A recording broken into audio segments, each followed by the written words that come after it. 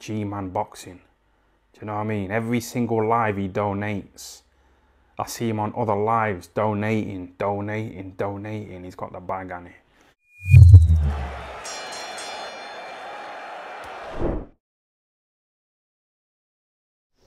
Alright people, some breaking news that's just been reported literally in the last 20 minutes. Anthony Joshua. Now this has been reported from Mike Coppinger. If there's one thing I've learned about Mike Coppinger is that take what he says with a grain of salt. Take what he says with a grain of salt. But he is reporting that Anthony Joshua will actually be trained by Robert Garcia for his upcoming rematch in July, more like July 23rd, against Oleksandr Usyk. Now, I'm going to say, this kind of came out of left field. Anthony Joshua, after he lost to Usyk, this has gone back last year, started this year, he was in different training camps. He was over in America, he was over in Dubai, he was working with different trainers. We expected him to make a decision on who he'd be working with moving forward. We expected him to change his team, change his settings, change a lot of things. Right, we suspected it could be Bashir, James Ali Bashir, Freddie Roach, Teddy Atlas, Stacey McKinley, etc, etc, etc. Ultimately, it was a bit of an anticlimax at the end, if you think about it, because he announced, I think it was the start of this year, that he'd basically be promoting Angel Fernandez to front and center. That was what he announced. Now, I don't know if Joshua, maybe he's worked with Fernandez over the last few weeks, months, and maybe he just feels as though Fernandez lacks the experience. Maybe he doesn't have the right game plan. Maybe in AJ's head, Fernandez is like, or AJ's thinking you need some extra help. Bit like what Tyson Fury did with Ben Davison. Remember him when he fought Deontay Wilder the first time? He had Freddie Roach in there as the cut man, but we all suspect Freddie Roach was kind of there to help guide Ben Davison through it as well, because obviously Ben Davison never been anything like that. It could potentially be something like this. Now, if AJ is going to be working with Garcia on a full-time basis, post-Usyk, win or lose, I'm going to be frank, it's not the name I would have picked for Anthony Joshua. There were a variety of reasons, which I'll get into. First and foremost, I always worry when you have a trainer, especially when you're a heavyweight, who has, correct me if I'm wrong, but I don't believe Garcia has trained a single heavyweight. In fact, I don't think Garcia has trained anyone over 160 pounds, maybe even not even 160. And I think that's a red flag straight off the bat. Because some people could turn around and be like, gee, you're talking BS. I mean, like, if you can train guys like Mikey, well, Mikey was brought along a lot early on by his dad, but if you could train guys like Maidana and people like that, what's the issue? You know, he's done good work with them. It's very different training a welterweight to training a heavyweight. You can't put them on the same regime. It just will not work.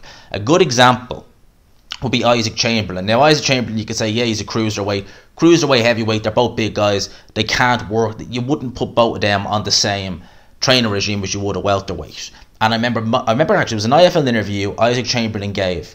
And this to me was see, when fighters lose a fight, and this was after he lost to Wakoli. Now, personally, I think he would have lost this fight anyway, regardless if this hadn't happened, but it definitely explained why he looked so poor, and Wakoli just held him like hell, which didn't help either. But the fact that he wasn't able to do anything in that fight, even when he was getting held, was kind of an eyebrow raiser.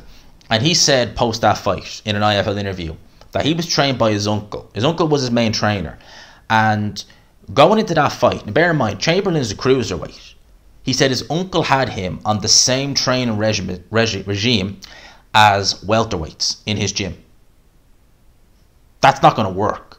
You know, a cruiserweight, or a heavyweight for that matter, you cannot expect them to train the same as a welterweight. Their bodies just are not, they're not designed like that. They're naturally bigger. They're not going to have this high volume punch output. It's not going to work. And all that you're going to do in that situation is you're going to overtrain the fighter. That's all that's going to happen. They're going to leave it all in the gym, and they're going to be absolutely spent the minute they get in the ring. So that's one of the reasons. It's very different training a heavyweight and a cruiserweight for that matter to training a welterweight, a lightweight, etc. It's very, very different. It's a different ball game altogether.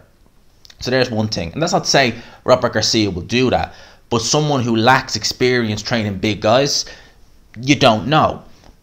Another thing is that, look, AJ obviously tried to box with Oleksandr Usyk in the first fight. It didn't work. It's not going to work. Usyk, with the exception of maybe Tyson Fury and maybe Frank Sanchez, it's going to be next to impossible for most heavyweights to box with Oleksandr Usyk. It's just that he's just tremendously talented. And even Frank Sanchez, I don't think will be able to box with Usyk. But I think Frank Sanchez is a dark horse. He really is. Make no mistake about that. Garcia is someone who his fighters tend to have good stamina. They tend to have a decent high volume. They tend to work, they tend to pressure a lot. They throw a lot of punches. Again, Anthony Joshua, in some ways, that's his best chance to beat Usyk. But it can also backfire spectacularly. Because AJ is someone, I don't think it's even a secret. I don't think you can even say we suspect. I think it's a given that his stamina is not the strongest. He's many strengths in his game. He's also got weaknesses. And one of those weaknesses, in my opinion, is his stamina. Even when he takes the muscle off, like he did post-Takam. You see, when he was in there with Kubrat Pulev, I think he was the low 240s. Even when he has success and he opens up and throws a lot of shots, he needs a couple of rounds off. And I think that's something that's innate with it. I just think that's something you're not going to be able to get out of Anthony Joshua. I think that is just the way his body is. I just think he's one of them fighters where he's, no matter what, he's going to have poor stamina. If he can fight a fight at a low volume, at his own pace, he's fine. But if he's forced to work, and if he's forced to exert himself, and he can't get rid of the guy, then he needs rounds off to recover. I don't know how Robert Garcia is going to be able to incorporate some of the things he does in terms of, his fighters tend to have good work rate. They tend to throw. So Maidana could throw from awkward angles. I don't think he's going to get AJ doing that. But I just don't see it. I really just don't see this team working. Again, I've always said, this is my opinion. I'm there to be proven wrong. If I am proven wrong, I've said it once, I'll say it again. Got that wrong. What did I know?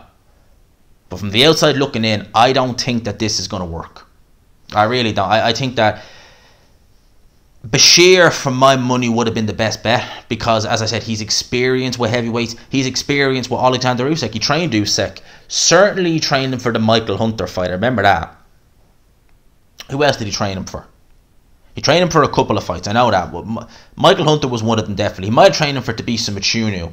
And that was one of Usyk's best performances against Machunu as well. And I think that's probably the best anyone's ever looked against Machunu. And Machunu's hard to look good against, and Usyk looked good against him. So Bashir, in my opinion, would have been good.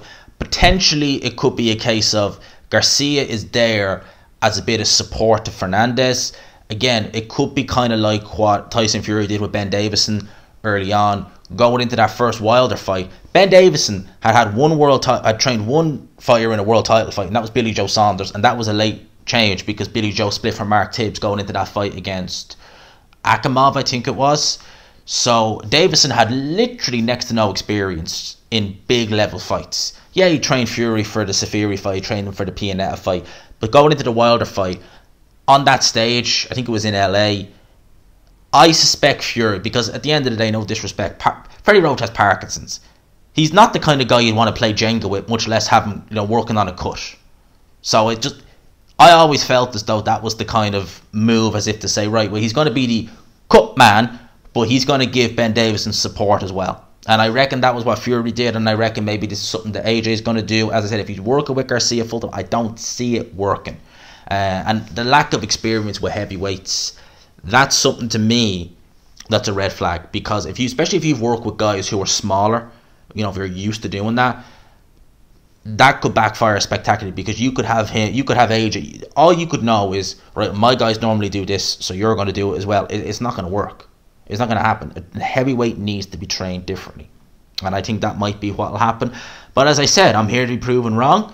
I'm happy to be proven wrong. I'm not like one of these guys where it's like, you always get these guys, right, where they'll make this claim and they'll say this. And when they're proven wrong, they're like, yeah, but technically it's this, and technically it's, and no, you're still wrong. And, technically, if I'm wrong, I'm wrong. I'll just be like, yeah, got that wrong. What did I know? He obviously knew better than I did. But, I think in this case, I can't say, I don't know if this is a good move. But look, we'll wait and see. I hope you enjoyed the video, peeps. I'll leave it there. Smash the like button if you could. We'll go live later on this evening. For now, I'll talk to you. Peace.